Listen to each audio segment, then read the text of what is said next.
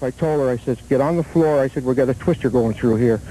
And when I looked out the window, I see the trailer go up in the air, then it came back down, then it carried it across the road, then it flipped it over again, bottom side up.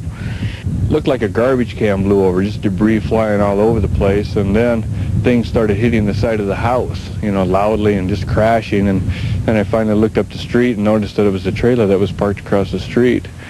Downtown Benton City was also the scene of a massive cleanup operation, as both the Benton City Post Office and Dee's Produce lost part of their roofs in the wind. What we're trying to do now is just get everything cleaned up and put it up in the back up here, and then we're going to go right to work getting a new roof on it. Power was restored for much of Benton City just before noon today, and what was originally thought to have been a break in the city's water main turned out to be nothing, although city officials urged water conservation while the power supply was cut off.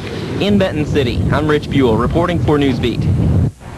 And in our final report on the wind damage tonight, a Kennewick couple is spending the night tonight in their motor home after the windstorm ripped the roof off their house and left them homeless tonight. Jim Hall reports. This is the view through the roof of Larry Edwards' home in southeast Kennewick. The morning sun shined brightly into the living room, but below, major damage throughout. In the kitchen and the bedroom where Edwards' wife was early this morning when the roof was about to shear off. I got her downstairs and the electricity went off. And at that time, I didn't think much about it. I thought, well, it'd come back on, but then I heard the roof go. When the roof went, I went in, turned the electricity off in the box, shut it off because I was afraid of a fire. And the roof did go.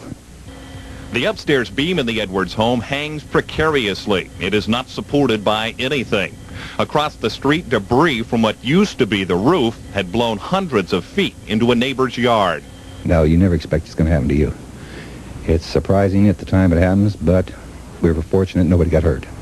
You cannot say that about the Edwards home. It sits atop a hill in southeast Kennewick, and it was in the direct path of the strong winds. And more high winds are predicted for tonight.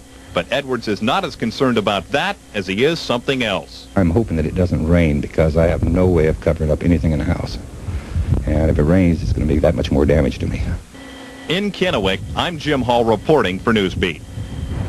Miraculously, in light of all the damage to homes, businesses, and cars, there have been no reports of serious injury tonight. Still ahead on KEPR in the news, if you're wondering if the winds will be back, I'll have the latest forecast.